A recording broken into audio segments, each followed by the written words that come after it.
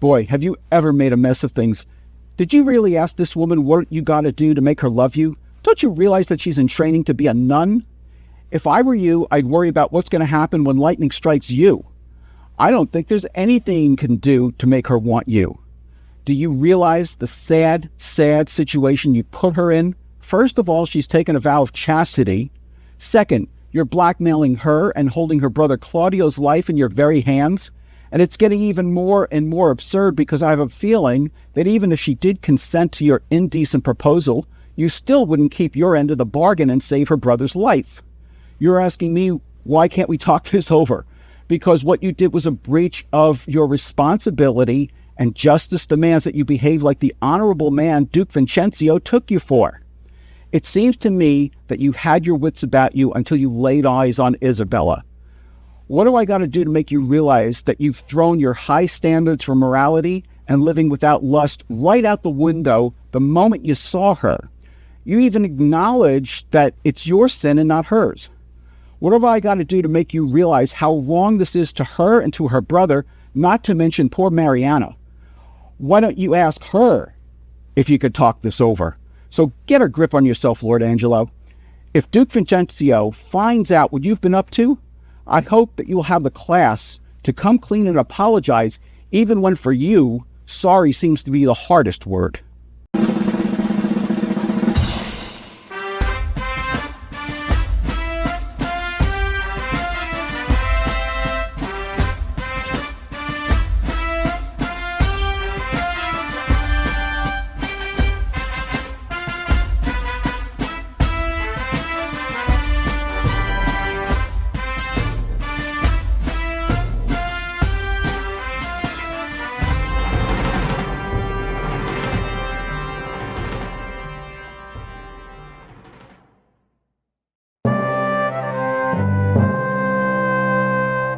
In the 1993 movie Indecent Proposal, Robert Redford offers Demi Moore and her husband Woody Harrelson $1 million if he can sleep with Demi Moore.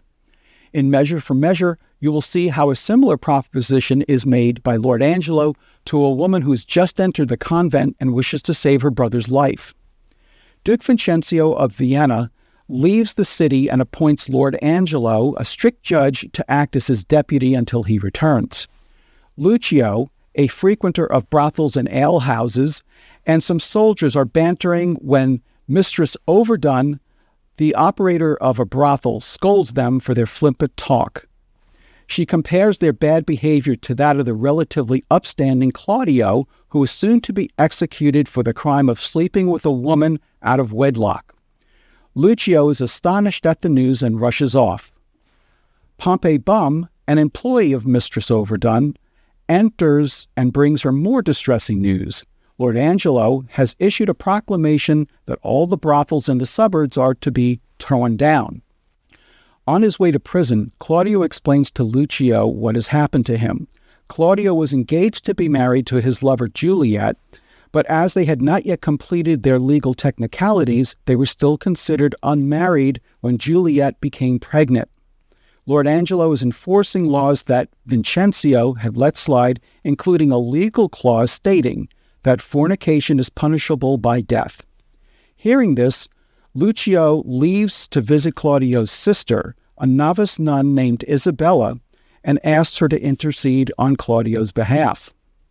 Following Lucio's revelation to her, Isabella quickly obtains an audience with Lord Angelo and pleads for mercy for her brother's life. As she pleads, Angelo becomes filled with lusty desire for Isabella, and he eventually offers her a proposition. He will spare Claudio's life if Isabella will yield him her virginity. Isabella refuses and threatens to publicly expose his lechery, but Angelo says that no one will believe her word over his reputation. Isabella visits Claudio in prison and tells him to prepare for death. Claudio desperately begs Isabella to save his life, but she refuses to yield to Lord Angelo, saying it would be wrong for her to sacrifice her immortal soul to save Claudio's earthly life. She is furious at her brother for even asking, and she leaves his cell in a huff. Meanwhile, Duke Vincenzio hasn't actually left the city. Instead, he's disguised himself as a friar named Lodovick so that he can secretly view the city's affairs and the effects of Lord Angelo's temporary rule. Dressed as a friar, he befriends Isabella in the prison and with her help arranges some tricks to thwart Angelo's evil intentions. First, a bed trick is arranged. Angelo has previously refused to fulfill a betrothal to a lady named Mariana, despite her love for him because her dowry was lost at sea. Isabella comes to an agreement with Mariana and then sends word to Angelo that Isabella will submit to him provided that their meeting occurs in total darkness and in silence. Mariana takes Isabella's place and has sexual relations with Angelo, who believes it is Isabella in bed with him. Since the law considers this a consummation of their betrothal, they are now considered married. However, after the act, Lord Angelo goes back on his word and sends a message to the prison to have Claudio beheaded, thus necessitating the head trick. The Duke attempts to arrange the execution of another prisoner whose head could be sent in Claudio's place. However, the degenerate criminal Barnardine refuses to be executed in his drunken state. So instead, the head of Ragozine, a pirate who recently died in the prison, is sent to Lord Angelo instead. The Duke returns to Vienna. Isabella and Mariana publicly petition him, and he hears their claims against Lord Angelo, which Angelo denies outright. But as the scene develops, it appears that Friar Lodovick will be blamed for the accusations leveled against Lord Angelo. The Duke leaves Angelo to judge the cause against Lodovick, but returns in disguise when Lodovick is summoned a few minutes later. While Lord Angelo attempts to seal the case against Lodovick, the Duke reveals himself, thereby exposing Angelo as a liar and confirming the allegations brought by Isabella and Mariana. He proposes that Angelo be executed, but first compels him to marry Mariana so that his estate will go to Mariana in compensation for her lost dowry. Mariana pleads for Angelo's life and even enlists Isabella, who is not yet aware that her brother Claudio is still alive because of the dead trick. The Duke initially pretends not to heed the women's petitions until he reveals that Claudio has not in fact been executed, at which point he relents. The Duke then proposes marriage to Isabella. Lucio, who frequently slandered the Duke, who was actually disguised as the friar, is punished and forced to marry Kate Keepdown, the prostitute he impregnated and abandoned before he is whipped and hanged. When we come back, we'll look at some of the major characters in Measure for Measure. Let's look at some of the major characters in Measure for Measure. First, we have Vincenzio, who is the Duke of Vienna, and while he's a good man, he's also been very lax in enforcing the laws regarding fornication. Lord Angelo becomes the Duke's appointed deputy when the Duke pretends to leave Vienna. He's a man of high moral caliber, but he's not without his faults, including reneging on a betrothal to Mariana after she's lost her dowry and succumbing to his lust for Isabella when she pleads for her brother's life. Next, we have Isabella, or Isabella she's frequently called. She's a novice who has just entered the sisterhood of the Order of St. Clare. She's a remarkable woman, devout in her faith, pure in her heart, and courageous in her pursuit of justice. Claudio is Isabella's brother, who has impregnated his soon-to-be wife, Juliet, or Madame Julietta, as she's also known. Lord Angelo plans on using Claudio to set an example by having him beheaded for violating Vienna's law against fornication. Lucio is a fantastic, or an eccentric person, who is a friend of Claudio's, a go-between for Isabella and Lord Angelo, and a constant criticizer of Duke Vincenzio to Friar Lodowick, whom Lucio doesn't realize is actually the Duke in disguise. In fact, the longer the play goes on, the lower he stoops in his usefulness. We also have Pompey Bum, a tapster and a bawd to Mistress Overdone. His job is to attract customers for her brothels. Shakespeare uses him to add much humor, to the play and offer an insightful commentary about the anti-fornication laws. For example, in Act 2, Scene 1, Aeschylus, who is an old lord and Lord Angelo's secondary, addresses Pompey when he's brought in by a constable. Aeschylus asks him his name, and he says, "My name is Pompey Bum."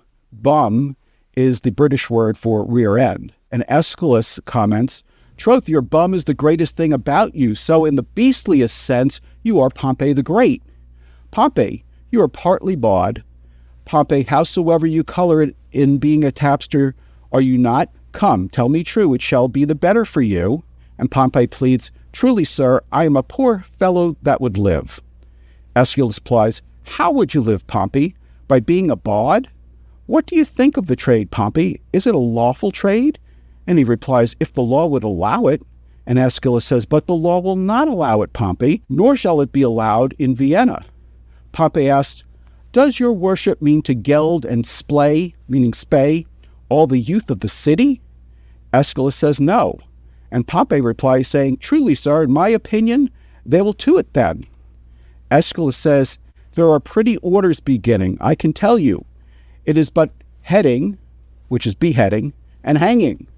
And Pompey replies, "If ye head and hang all that offend that way but for 10 year together, you'll be glad to give out a commission for more heads.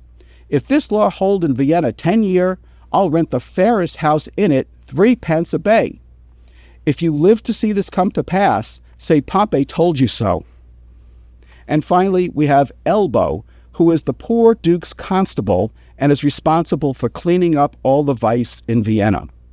Elbow is similar to Constable Dogberry in Much Ado About Nothing, and is constantly misplacing and misusing words. Shakespeare knew that the audience would find it amusing to portray people in authority as bumblers, and he certainly was right. All right, now let's take a look at some of the plot devices and memorable scenes in Measure for Measure. Shakespeare uses outrageous legal matters as plot devices so that he can see how different people will deal with them.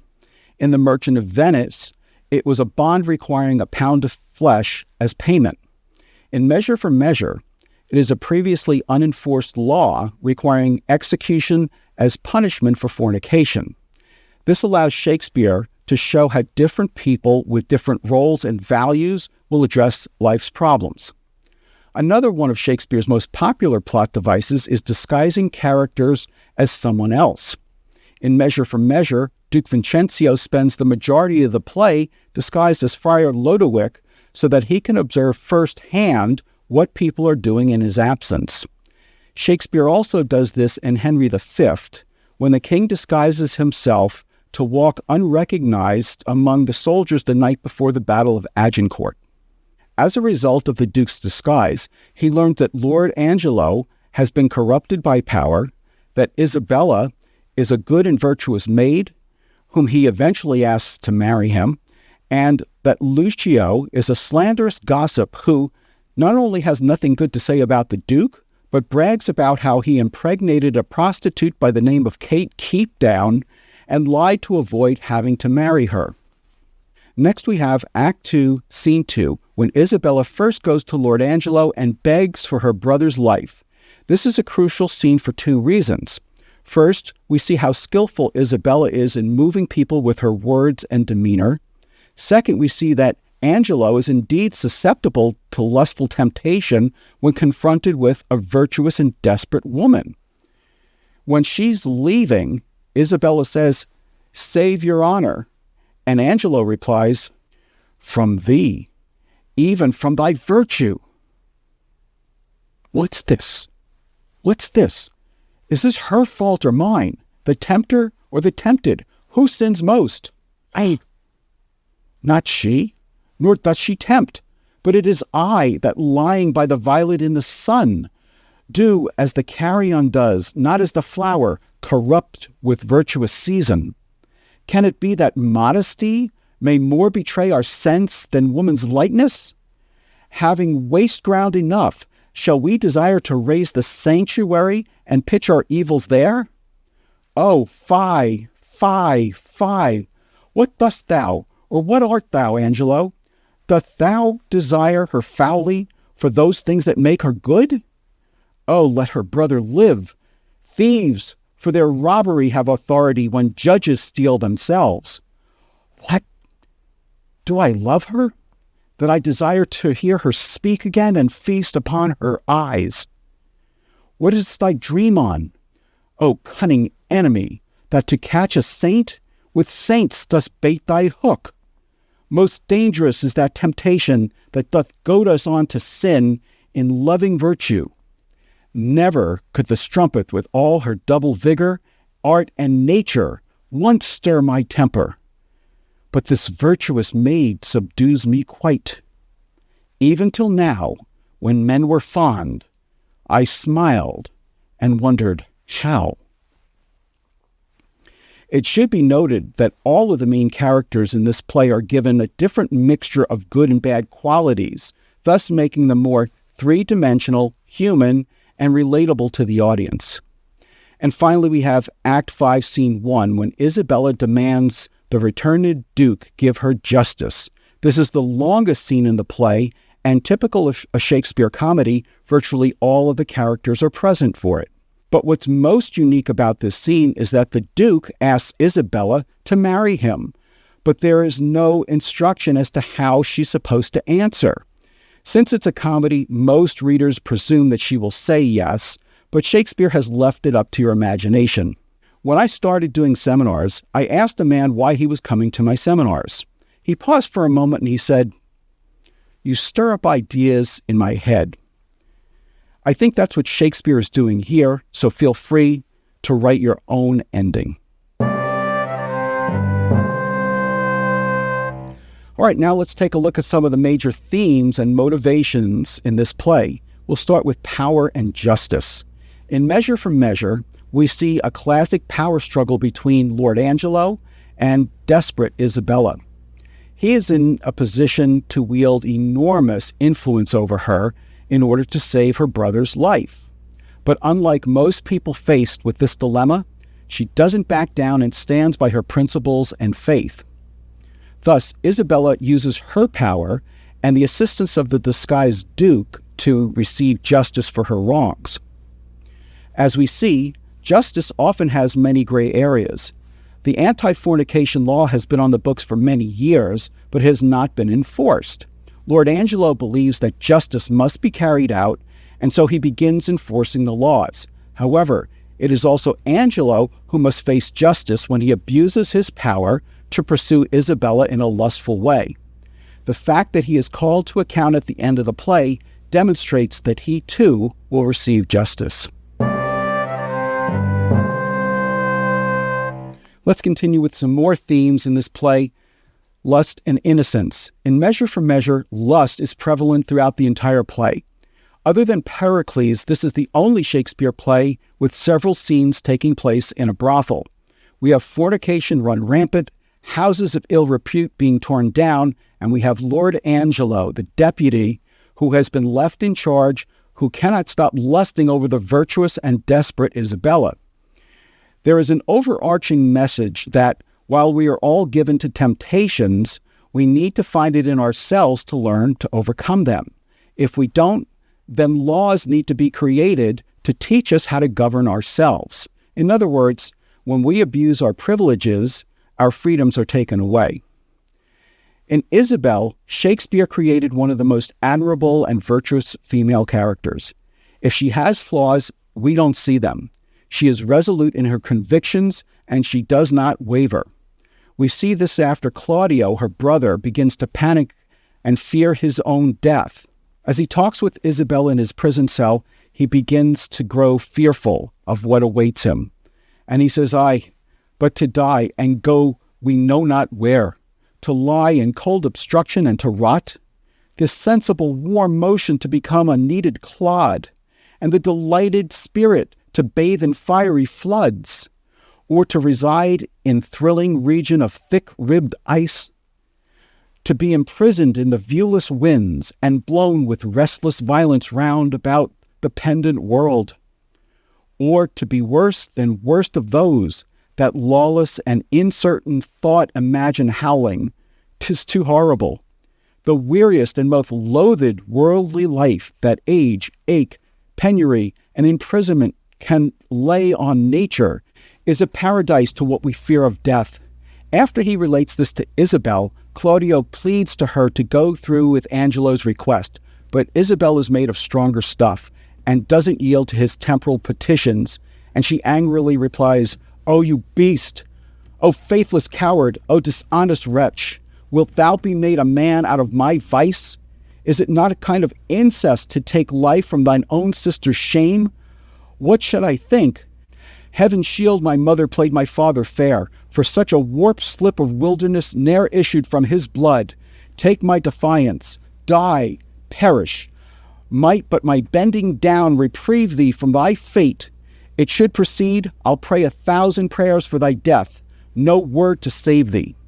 Thus we see the difference between one who sins and asks someone else to pay the price for their forgiveness, and one who is completely invested in her faith and strives to avoid sin at all cost. In other words, it's better to be right alone than to be wrong with 1,000 others.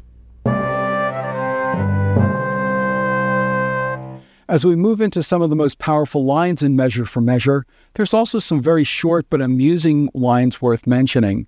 For example, when Mistress Overdone asks Pompey why Claudio is being carried to prison, instead of saying for getting Madame Juliet with child, he says, "For groping for trouts in a peculiar river." Talk about euphemisms. When Mistress Overdone hears that the brothels are to be plucked down in the suburbs, she worries what's going to happen to her. Pompey comforts her by saying, "Come, fear not you. Good counselors lack no clients. You that have worn your eyes almost out in the service, you'll be considered." When Lord Angelo listens to the silliness of Elbow, Pompey, and Master Froth, he exclaims, "This will last out a night in Russia where nights are longest." And then he says to Aeschylus, "I'll take my leave and leave you to the hearing of this cause, hoping you'll find good cause to whip them all." And finally, in Act 2, Scene 2, we hear Isabella's moving speech for Mercy, which is very reminiscent of Portia's quality of Mercy speech in The Merchant of Venice. As Isabella pleads to Lord Angelo for mercy for her brother Claudio, she says, "Believe this, no ceremony that to great ones belongs, not the king's crown, nor the deputed sword, the marshal's truncheon, nor the judge's robe become them with one half so good a grace as mercy does. If he had been as you and you as he, you would have slipped like him, but he, like you, would not have been so stern. I would to heaven I had your potency and you were Isabel. Should it then be thus? No, I would tell what 'twere to be a judge and what a prisoner. Alas, alas, why all the souls that were forfeit once, and he that might the vantage best have took, found out the remedy. In other words, God sent Jesus Christ to die for our sins. How would you be if he, which is the top of judgment, should but judge you as you are? Oh, think on that, and mercy then will breathe within your lips like man new made. Good, good, my lord, bethink you. Who is it that hath died for this offense? There's many have committed it. Oh, it is excellent to have a giant's strength, but it is tyrannous to use it like a giant. Man, proud man, dressed in a little brief authority, most ignorant of what he's most assured, his glassy essence like an angry ape, plays such fantastic tricks before high heaven as make the angels weep, who, with our spleens, would all themselves laugh mortal. We cannot weigh our brother with ourself. Authority, though it err like others, hath yet a kind of medicine in it, that skins the vice o'er the top. Go to your bosom, knock there, and ask your heart what it doth know that's like my brother's fault. If it confess a natural guiltiness such as his, let it not sound a thought upon your tongue against my brother's life. Coming up, we'll look at some of the major turning points and correlations in Measure for Measure. In Measure for Measure, Shakespeare employs three of the most successful plot devices for Elizabethan comedy: the bed trick, the head trick, and the dead trick. And each of them allows the heroic characters to buy time until they can gain leverage and turn the tables against their opposing counterparts. The bed trick is used to substitute one woman in bed for another in order to trick a man into thinking that he's gone to bed with one woman when in reality he really hasn't. Not only do we see this here with Mariana substituting herself for Isabel to dupe Angelo, we'll see it again in All's Well That Ends Well, when Helen and Diana switch places to trick Bertram. The head trick is used to convince someone that a certain person has died by substituting someone else's head as proof. In Measure for Measure, the provost uses Ragazine's head to convince Lord Angelo that Claudio has been beheaded. Finally, we have the dead trick. This is when someone is told that a specific person is dead when in fact he or she is not. In Measure for Measure, Friar Lodovick tells Isabella that her brother Claudio has been executed, although he is alive. In this case, the Duke does this to heighten her joy at the end of the play, perhaps hoping she will accept his marriage proposal. In Romeo and Juliet, Juliet takes a sleeping potion in hopes of convincing her parents that she is dead in order to escape an arranged marriage to the County Paris. In Antony and Cleopatra, Cleopatra sends word through her eunuch to Mark Antony that she has killed herself. Unfortunately, he believes that lie and he kills himself. And in The Life and Death of King John, Hubert tells the king that young Arthur is dead, even though Hubert doesn't kill him. Unfortunately, Arthur tries to escape on his own and winds up falling to his death from a castle wall. As you can see, they tend to backfire when used in the tragedies and the history plays, but they're much more successful in the comedies. In The Winter's Tale, Hermione pretends to be dead until her slander has been exposed, and then she reconciles with her husband. In Much Ado About Nothing, Hero also pretends to be dead until her slander is exposed, but then she takes the trick one step further. Since Claudio wants to atone for slandering Hero, he agrees to marry her cousin sight unseen, but he's thrilled when she unveils herself and he sees that it's really Hero that he has wed. So I guess in this case, we would call that the wed trick. In preparing to do this episode, I did some research and I found some interesting facts. Shakespeare's primary source for Measure was derived from the story of Epitia, which was written by an Italian author named Cinthio 38 years earlier in 1565. But both the theme and the title were taken from the Holy Bible, specifically the Sermon on the Mount Gospel of St. Matthew, chapter 7, verses 1 and 2, which read, "Judge not, that you may not be judged. For with what judgment you judge, you shall be judged, and what measure you mete, it shall be measured to you again." This theme of a woman willing to lay down her body to save a loved one is a very old one. It's the tale of the dishonest judge. And in almost all cases, even after the woman succumbs to the pressure, the judge still winds up killing the loved one.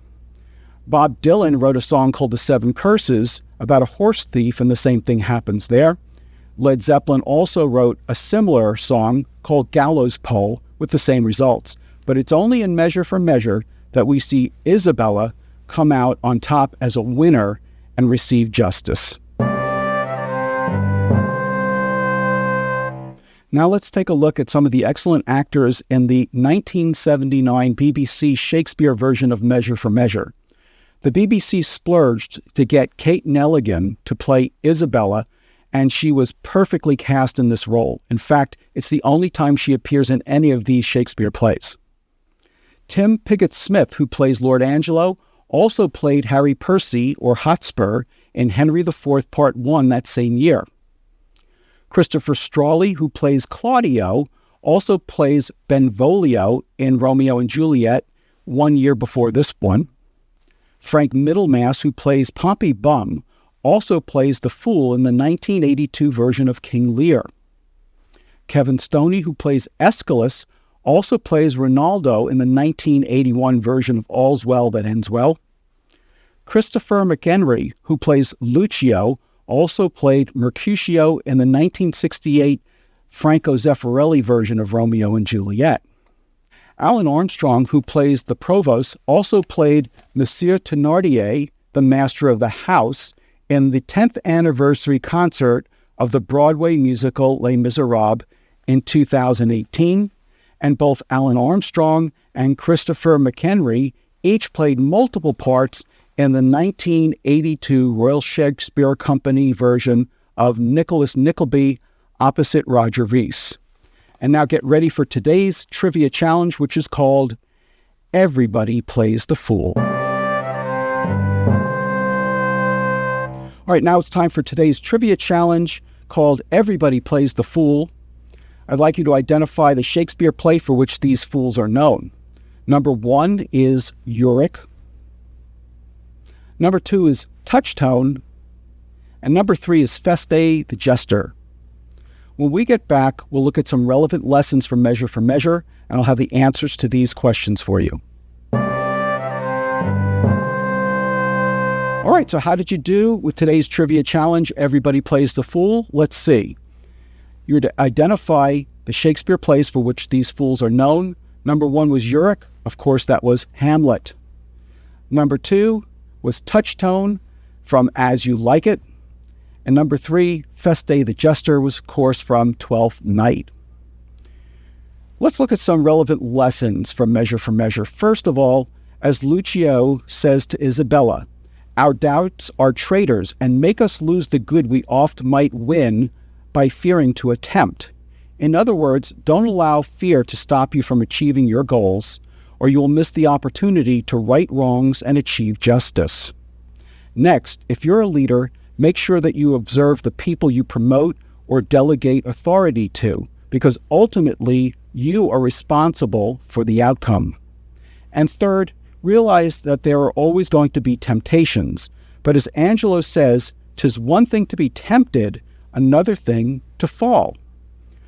As we saw with Angelo himself, he was steadfast until he encountered Isabella. He wasn't tempted by strumpets, but by a virtuous maiden. But as Isabella rightly assessed, I partly think a due sincerity governed his deeds till he did look on me. So remember to be on your guard, because temptation always finds us when we least expect it. I'm Dave Romeo, and thank you for watching this episode of Romeo on Shakespeare. Please join me next time when you will see a monarch who would rather sit on the ground and tell sad stories of the death of kings than settle disputes fairly, which leads to the loss of his crown, among other things.